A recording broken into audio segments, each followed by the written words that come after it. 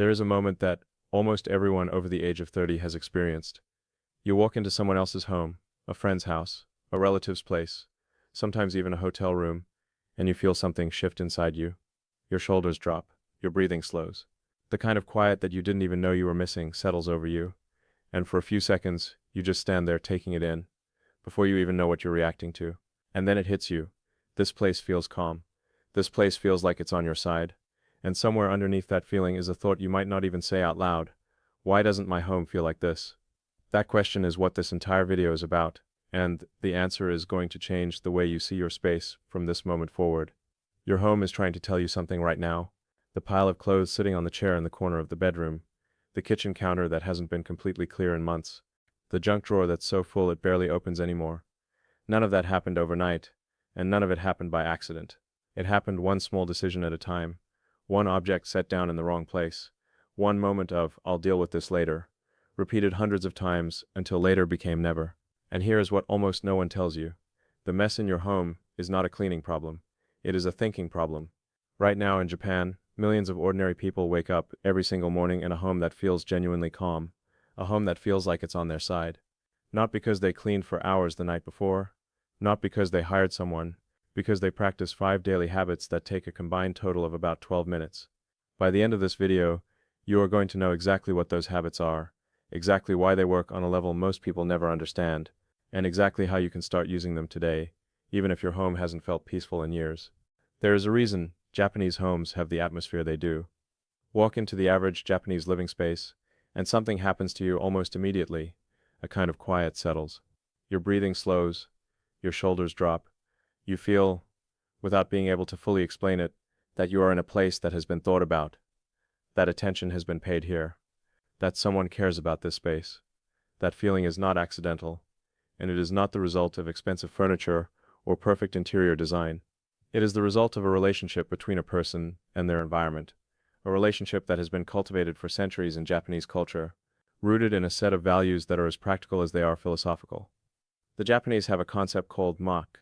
It is one of those words that does not translate cleanly into English, which is often a sign that the idea behind it is more nuanced than anything we typically talk about.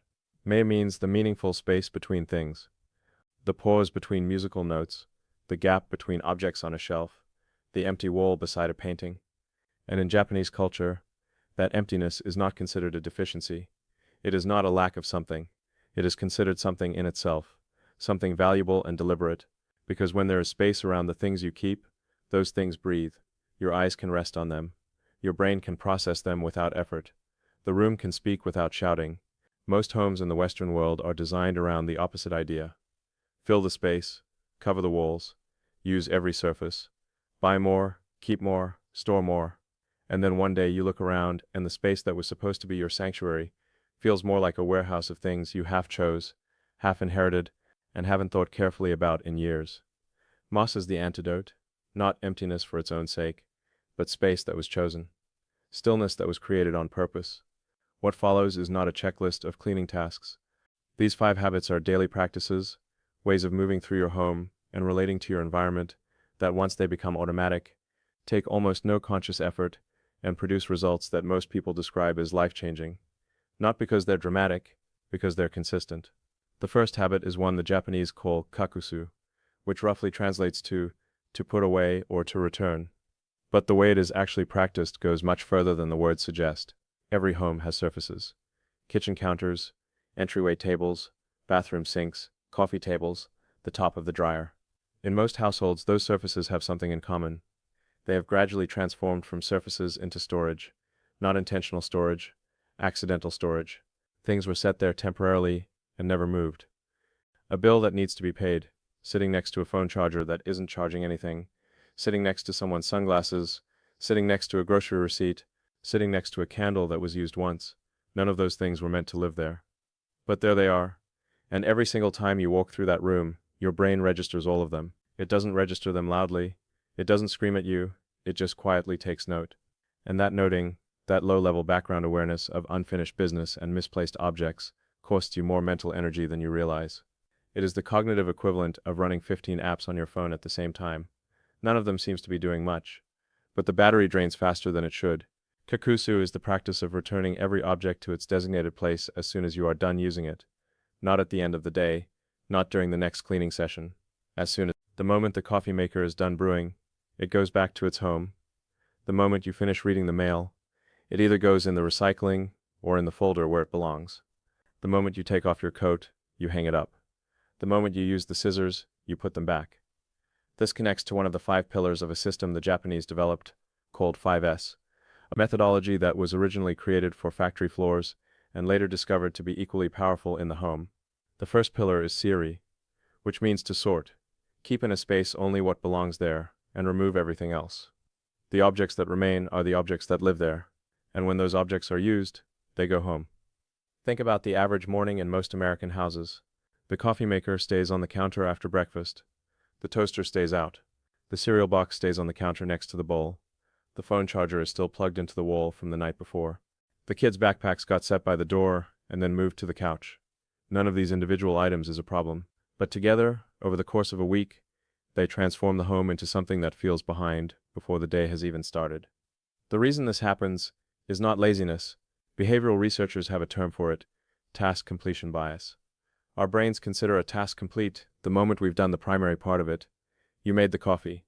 Task complete. Your brain doesn't flag putting the coffee supplies away as part of the same task. It registers it as a new separate task. A small task, yes, but still a task that requires a decision.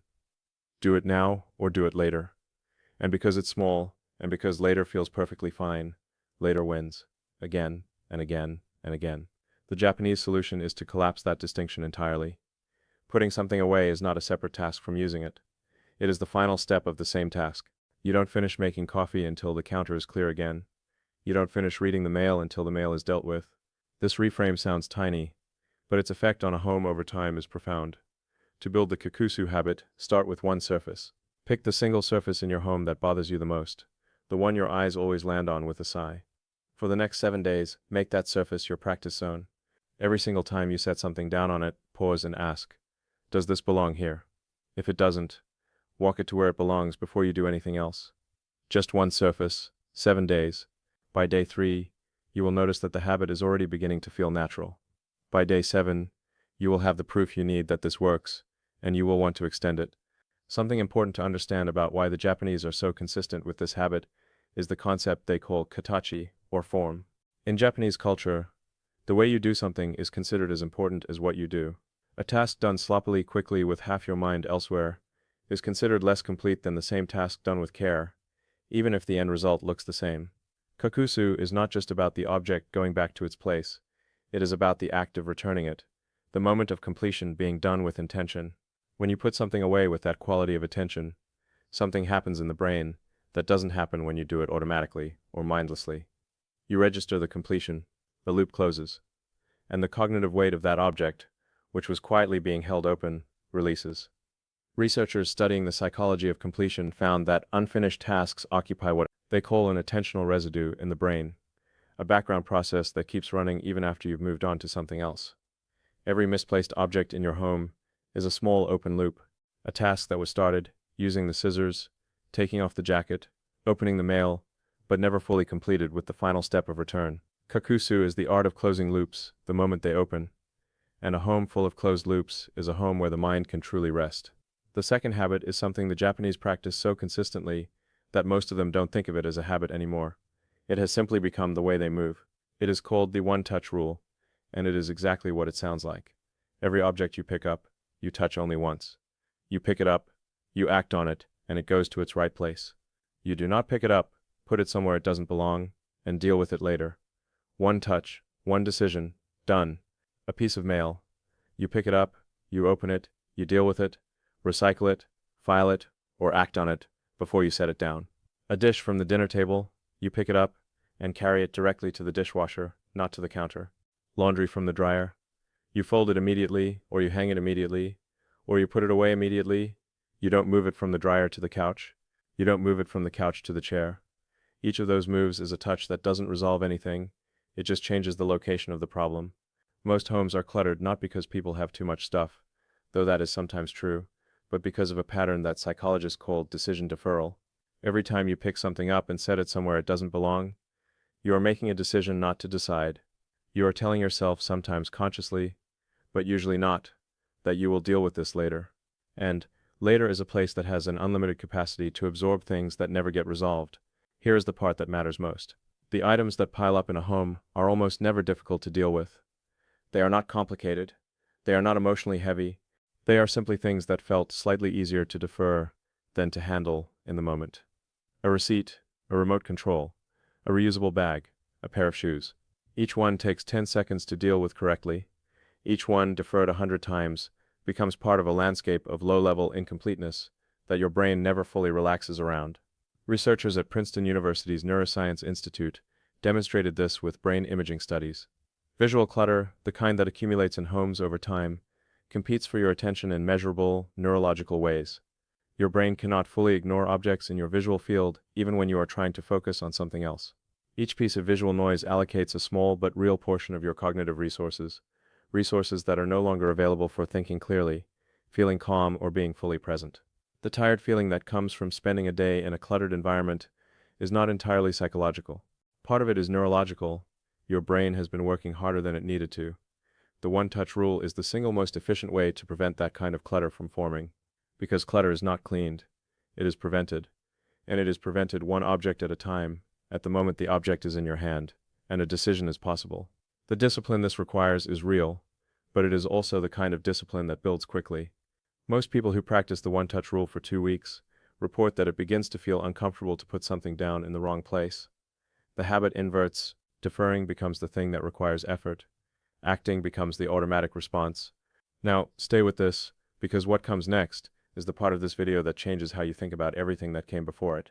The reason these Japanese habits are not just organizational tips, the reason they produce changes that go deeper than a tidy counter, is that they are built on a philosophy, a way of seeing the world that treats the daily home environment as something alive and worthy of care. In Japan, this philosophy has roots in both Shinto and Zen Buddhism, two traditions that share a deep reverence for the present moment and for the physical world as a place deserving of full attention. When you enter a traditional Japanese home and feel that particular quality of calm, you are not just experiencing good organization, you are experiencing the accumulated effect of a philosophy lived out in daily action. That distinction is everything. The third habit flows directly from that philosophy, and it is called kanso. Kanso means simplicity, but not in the way the word is often used in the West, where simplicity tends to mean less stuff, as an aesthetic preference. Kanso is a deeper principle. It is the commitment to keeping only what genuinely serves your life right now, not what served your life 5 years ago, not what might serve it someday, not what you spent money on and feel guilty about releasing. What serves your life as it actually is today. The practical expression of kanso in the Japanese home is a regular, quiet habit of honest assessment. Not a dramatic annual clean-out, though that can be part of it, but a gentle, ongoing practice of looking at what surrounds you and asking a simple question: is this still earning its place here? A winter coat that hasn't been worn in 3 years. A kitchen gadget that was used twice and has lived in the back of a drawer ever since. A collection of books on a shelf that were bought with real intention and sit unread. A decorative object that was meaningful once and has become invisible. None of these things are bad, but past the point where they serve the space, they begin to work against it in ways that are subtle but cumulative. They make the room feel heavier, they make the truly useful items harder to find and reach, and they represent something emotionally significant, an attachment to a version of the past or a version of yourself that is no longer quite accurate. This is the insight at the heart of Marie Kondo's work, which introduced Japanese decluttering philosophy to a global audience. Kondo's method asks you to hold each object and notice whether it brings joy. The simplicity of that question belies its power. What she is really asking is, does this object belong to your life now, or to a version of your life that has passed? The answer, when you are honest, often surprises people, because many homes are full of objects that belong to who we used to be, the person who is going to learn guitar, or get into cooking, or take up painting, rather than to who we actually are. Kanso is not about achieving a bare, empty home. A Kanso-influenced home can be warm, full of meaningful objects, rich with personality. What it won't be is full of objects that have nothing to do with the life being lived inside it. The difference between a warm, full home and an overwhelming, heavy one is not quantity, it is relevance. And the habit of regularly asking whether each thing still belongs is what keeps that balance in place. A practical way to begin. Take 15 minutes. Pick one drawer or one shelf, and apply this single question to every object in it. If this were not already here, would I bring it in today? Not could I use it someday? Not was it expensive? Not did someone I love give it to me? Would I, knowing what I know today about my life, my space, and what matters to me, bring this in? If the answer is genuinely yes, it stays. If the answer is no, or even a hesitant maybe, it is a candidate for leaving. Start small, one drawer. The clarity that comes from clearing even one small space is real and immediate, and it gives you the energy and the confidence to continue. The fourth habit is one that has the most immediate and visible effect on how a home functions day to day, and it is the Japanese principle of seitan. Orderliness, the practice of giving every object a specific, intentional, always the same place. Not a general zone, not somewhere in the kitchen, a specific place that was chosen deliberately, and that the object returns to every single time. In a Japanese home, this is not merely a storage strategy, it is almost a form of architecture. The organization of a kitchen, for example, reflects the actual patterns of how cooking happens there. Items used every day at eye level and within easy reach. Items used a few times a week in the cabinet below. Items used occasionally on higher shelves or in a separate storage area. The logic is not abstract, it is derived from real behavior, and because it was designed around real behavior, it supports that behavior without friction. Contrast that with the way most kitchens are organized in the average American home, which is to say, not really organized at all, but gradually arranged by the accumulation of habits that were never examined. The good knife ends up wherever it gets set down after washing. The spatulas are in two drawers, because no one ever decided which drawer they should live in. The thing you reach for every single morning is at the back of the cabinet behind things you use twice a year. And every morning, before the day has really started, you've already navigated a series of small frictions that add nothing to your life and subtract something from your energy. Research conducted at UCLA by the Center on Everyday Lives of Families found a direct and measurable relationship between the physical organization of a home and the stress levels of the people living in it. Families whose homes were described by observers as cluttered and disorganized showed significantly higher levels of cortisol throughout the day than families whose homes had clear, consistent organization. The body responds to the home environment. The mind responds to the home environment. What surrounds you is not background noise. It is actively shaping how you feel and function. When everything in your home has a designated place, and when that place is consistent, the home begins to work for you in a way that most people have never experienced. You stop losing things. You stop the 2-minute search for your keys that happens every morning. You stop opening 4 wrong drawers before finding the right one. You stop the slow accumulation of frustration that comes from a space that doesn't cooperate. And you free up cognitive resources, real, measurable mental energy that were previously spent on managing an environment that wasn't designed to support you. To start building seitan in your home, walk through one room with fresh eyes and ask yourself, if someone who had never been here before needed to find something in this room, would the logic of how it's organized make sense to them? Are things stored near where they are used? Are the most used items the easiest to access? Is there a clear reason why each thing lives where it lives? If not, take 20 minutes to redesign the logic. You don't need new furniture or new containers. You need decisions. Decide where things live. Commit to those decisions. And then practice returning things to those places consistently. The first week you will have to think about it. The third week it will be automatic. Here is a detail that often gets overlooked in conversations about organization, and it is worth pausing on, because it explains why so many people try to organize their homes and find that the results don't last. The problem with most Western organizing systems is that they are designed for idealized behavior. You buy a set of bins and label them. You install drawer organizers. You create a filing system for the mail, and for the first 2 weeks it works beautifully. Then life happens, as it always does, and a few things get set in the wrong place, then a few more, and within a month the system has collapsed, and everything looks worse than before, because now you have empty organizational containers scattered around a home that is just as cluttered as it was. The Japanese approach to seitan avoids this trap because it starts with behavior rather than with containers. Before you buy a single organizer or label a single drawer, you observe, you watch how your household actually moves. Where do people naturally drop their keys? Where do dishes tend to end up? Where do papers tend to accumulate? And then you build the homes for those objects around those natural patterns, rather than trying to force new patterns around arbitrary organizational decisions. A hook installed exactly where people naturally drop their bags will be used every time. A beautiful hook installed 6 feet away in the correct place will be ignored within a week. This is the intelligence of seitan. it is built on reality, not on aspiration. And when an organizing system is built on reality, it sustains itself because it is working with human behavior rather than against it. Everything you have heard so far is worth keeping in your hands, because the fifth habit is what ties all of them together, and it goes somewhere deeper than any organizational practice.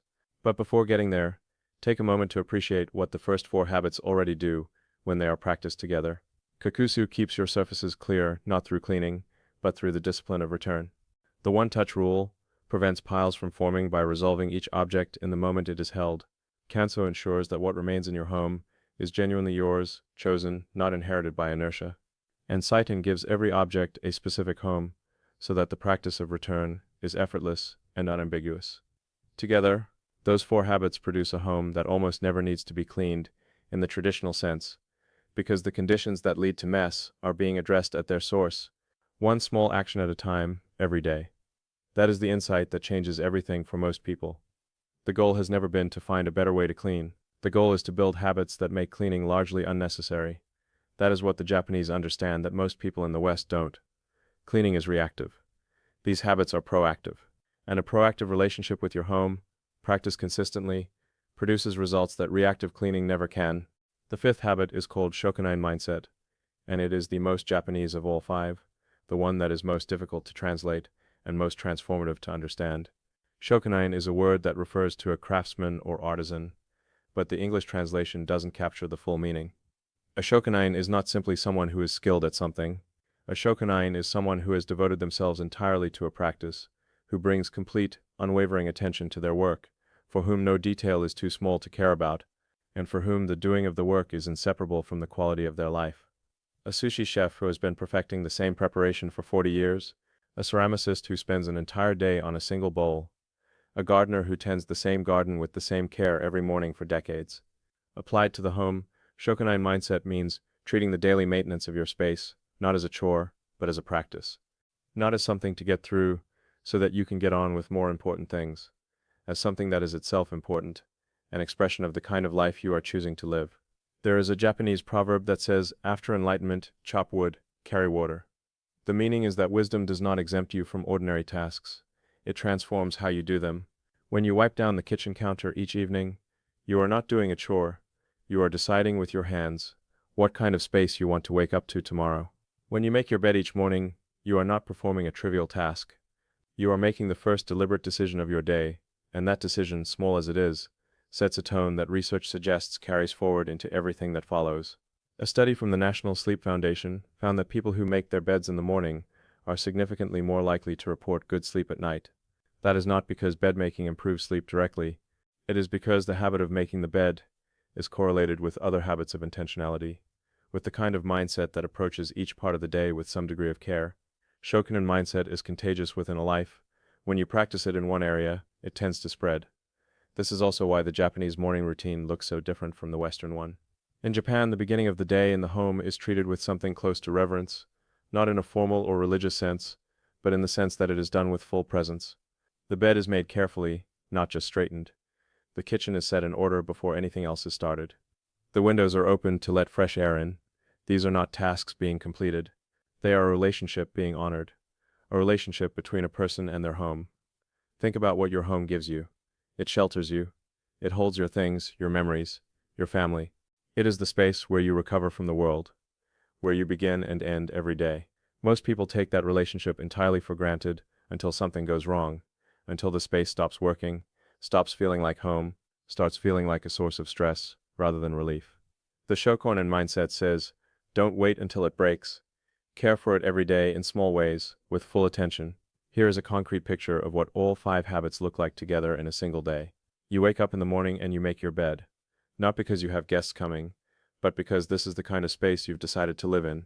You go to the kitchen and make coffee, and when the coffee is made, the counter goes back to its clear state before you take your first sip. You get the mail and deal with it immediately, recycling what doesn't matter, acting on or filing what does. You notice a jacket draped over the back of a chair, and hang it up as you pass. In the evening, you spend 5 minutes moving through the main rooms, returning anything that has drifted from its home, resetting surfaces to their natural state. By the time you go to sleep, your home is essentially the same as it was when you woke up. The next morning, it is ready. That is 12 minutes, That is what 12 minutes of intentional, consistent daily attention produces when applied to the right habits. Not a cleaning session, a way of living. Now compare that to the alternative, the home that doesn't get those 12 minutes. Objects accumulate on surfaces because no one practices immediate return. Items pile up because the one-touch rule is never applied. Things that no longer belong stay because cancel is never practiced. The kitchen is frustrating because nothing has a designated place, and the space feels like a low-level emergency that never quite rises to the level of requiring immediate attention, but never goes away either. That is the cost of not practicing these habits. Not a dramatic cost. A slow, quiet, daily drain. There is one more Japanese concept worth understanding before this closes, because it explains something fundamental about why this approach to the home is so different from how most people in the West think about it. The concept is wabi-sabi. It is often described as finding beauty in imperfection, which is part of it, but only part. Wabi-sabi is the acceptance, not the resignation, but the genuine acceptance that all things are impermanent, imperfect, and incomplete. A tea bowl with a crack repaired with gold, a wooden floor that shows 50 years of use, a garden that looks different every season. Wabi-sabi does not ask you to pretend these things are perfect. It asks you to see the beauty in their honest, real, present state. When you bring wabi-sabi into how you think about your home, something shifts. You stop waiting for the right time to appreciate it, the time when the walls are repainted, when the furniture is replaced, when everything is exactly how you want it. You start appreciating what is actually there, caring for what is actually there, giving your full attention to what is actually there. Your home does not need to be perfect to deserve care. It needs to be yours. And when you care for it as it actually is, rather than as you wish it were, the relationship between you and that space transforms. This is why people who practice these 5 habits consistently report something that goes beyond, "My house is cleaner." They report feeling calmer. They report sleeping better. They report having more mental energy for the things that matter to them, for their families, their work, their own thoughts. They report that their home has become, sometimes for the first time in years, a place of actual rest. Consider what is really happening when a home transforms this way. It is not just that the surfaces are clear, though they are. It is that every time you walk into a room, your nervous system receives a different signal than it used to. Instead of a subtle, "This is a problem, this needs attention, this is unresolved," it receives something closer to, "This is complete, this is in order, this is safe." That signal, received dozens of times a day, accumulates into a fundamentally different experience of being home, a different quality of rest at the end of the day, a different quality of readiness at the beginning of one. The psychologist Abraham Maslow wrote about the hierarchy of human needs, the idea that before a person can focus on creativity, relationships, or meaning, their more basic needs for safety and comfort must be met. A home that is disordered, cluttered, and resistant to everyday life is not meeting those basic needs as well as it could. It is not providing the foundation of physical and psychological safety that allows a person to turn their full attention outward, toward the things and people they care about. Ordered, intentional, cared-for homes do meet those needs. And when the foundation is solid, everything built on top of it rises more freely. Your environment is not neutral. The space around you right now, whether it feels calm or cluttered, light or heavy, clear or chaotic, is doing something to you. It is shaping your nervous system in small but real ways every hour that you spend inside it. The Japanese have known this for centuries. The science now confirms it in detail. And the habits that address it are not complicated, not expensive, and not time-consuming. They require only the decision to begin and the consistency to continue. Kakusu, return every object to its home as soon as you are done with it. The one-touch rule. Every object you pick up, deal with once, and place correctly. Kanso, keep only what genuinely belongs to the life you are living now. Saiten, give everything a specific, consistent, intentional home, and Shokan mindset. Treat the daily care of your space as a practice worthy of your full attention. Not a chore to survive, but a habit to honor. 12 minutes a day, not 12 minutes in a row. Not 12 minutes of scrubbing. 12 minutes of presence, distributed across small actions, each one complete, each one intentional, each one building on the last. And what those 12 minutes build, over time, is a home that genuinely supports the person living inside it. A home that, every time you walk through the door, tells you everything here is in its right place, everything here is cared for, you can breathe, you can rest, you can be exactly where you are.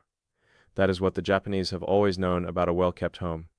It is not a backdrop to your life. It is the foundation of it. And here's the thing about foundations. You don't build them once and walk away. You tend them. You check them. You give them the regular, quiet attention that keeps everything above them standing strong. That is exactly what these 5 habits are. The daily tending of the foundation. Not a dramatic renovation, not a weekend project. A quiet, consistent, cumulative practice that transforms the environment you live in and, over time, transforms how you feel about living. There is a researcher at the University of New Mexico named Timothy Wilson who spent years studying what he called the psychological home, the way people's internal sense of safety, clarity, and well-being is directly connected to the physical environment around them. His findings were striking. People could not consistently separate how they felt from where they were.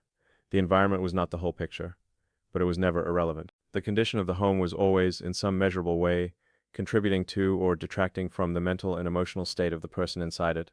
Not dramatically, not obviously, but reliably, and over time, significantly. What this means in practice is that every time you walk past a pile that shouldn't be there, some part of you registers it as unfinished business. Every time you can't find something because it has no designated home, some part of you absorbs a small amount of friction and frustration. Every time your eyes land on a surface covered in objects that don't belong there, some part of your nervous system stays on alert, instead of at rest. None of these moments alone is a crisis. But 100 of them a day, 365 days a year, adds up to a quality of life that is measurably lower than it needs to be. Flip that coin over. Every time you walk into a room that is in order, something in you settles. Every time you find the thing you're looking for exactly where it should be, a small friction that didn't need to exist simply isn't there. Every time you sit down in a clear intentional space to do something that matters to you, your brain is working with you instead of against you. Every time your home greets you the way it should, with calm, with order, with a kind of quiet welcome, you get to begin again with your full energy rather than a fraction of it. That is not a small thing. Over a year, over a decade, that is an enormous thing. Let's go back and make sure each of these habits is fully clear, because the way you start matters as much as the starting itself. Kokusu, immediate return, is best practiced as a commitment to one object at a time. You don't have to revolutionize your entire home on day one. You simply decide that the next time you use something, you will put it back before you move on. The coffee cup goes to the sink, the scissors go back to the drawer, the shoes go to the rack by the door. One action completed fully before the next one begins. The Japanese call this kind of sequential, complete attention ichigo ichi, one moment, one meeting, the idea that each moment is unrepeatable and deserves to be met fully. Putting something away is a moment. It deserves your full attention for the 2 seconds it takes. The one-touch rule requires a slightly different mental shift. It asks you to notice the moment you are holding an object and recognize it as a decision point, not later. Now, you are holding it now. You know where it belongs now. The decision is available now. The habit is simply making the decision in the moment, rather than deferring it. The reason this is hard at first is not that it takes effort, it is that it requires presence, a willingness to be fully in the moment, rather than already halfway to the next thing. In that sense, the one-touch rule is also a mindfulness practice. Every object you pick up and handle correctly is a small act of being where you are. Kanso, the letting go of what no longer belongs, can be practiced in sessions as short as 10 minutes. You don't need to tackle your entire home at once. Open one drawer. Look at what's in it with honest eyes. Not with guilt, not with sentimentality, but with the simple question, does this belong to my life right now? You'll find things that clearly do. You'll find things that clearly don't. And you'll find things in the middle, the maybe pile. With those, the Japanese approach suggests a simple test. Put them in a box, seal the box, write a date 3 months from now on the outside. If before that date arrives you find yourself wanting something from the box, retrieve it. If the date arrives and you haven't thought about anything in the box, let it go without opening it, because the things in that box had 3 months to make themselves necessary, and they didn't. Saiton, the designated place for everything, is most powerful when it is built around actual behavior rather than ideal behavior. Don't decide where things should live in theory. Watch how you actually use them and build their homes around that. If you always make coffee before anything else, the coffee things should be the easiest items to access in the kitchen. If you always drop your keys the moment you walk through the front door, create a place for keys right there, not somewhere more logical, right there. The best organization system is the one that works with how you actually live, not the one that requires you to be a different person. And Shokan mindset, the practice of full presence in daily care, is perhaps the most personal of all 5 habits, because it asks something of you that goes beyond behavior. It asks you to change your relationship with the ordinary, to stop treating daily maintenance as a tax on your time, and start treating it as a form of investment. Every minute you spend caring for your space is a minute that your space spends caring for you in return. in the form of clarity, calm, and a foundation that holds. There is a Buddhist teacher named Thich Nhat Hanh who wrote about doing the dishes as a meditation, not as a chore to get through quickly so you can get to the real parts of your evening, as a practice of being fully present with water, with warmth, with the simple act of making something clean. He wrote that if you rush through the dishes thinking only about the tea you'll have when they're done, you are not really washing the dishes and you are not really drinking the tea either. You are somewhere else entirely, missing both. That idea is very close to the heart of Shokunin mindset. When you wipe down the counter, you are not killing time until something more important happens. You are doing something that matters. You are choosing with your hands what your home will feel like tomorrow. That choice is worth making with full attention. And, when it is made with full attention, consistently, day after day, it compounds into something that no single dramatic cleaning effort could ever produce. Because that is the final thing to understand about all of this. The power of these habits is not in any one instance of them. It is in the accumulation. One morning of making the bed doesn't change your life. 300 mornings of making the bed, 300 small, consistent acts of deciding to care for your space, does something that is genuinely difficult to describe to someone who hasn't experienced it. It becomes a form of self-respect, lived out in the everyday. It becomes a statement, made quietly and repeatedly, about the kind of person you are and the kind of environment you deserve to live in. The Japanese have a word for the kind of mastery that comes from long, consistent practice, shokunin kishitsu, the spirit of the craftsman. It is not something you achieve at a certain level of skill.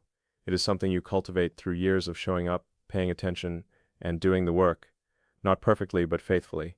In your home, shokunin kishitsu looks like a kitchen that is always eventually returned to order, a bedroom that begins and ends each day in peace, a living space that, even on the hardest days, offers you at least a corner of calm.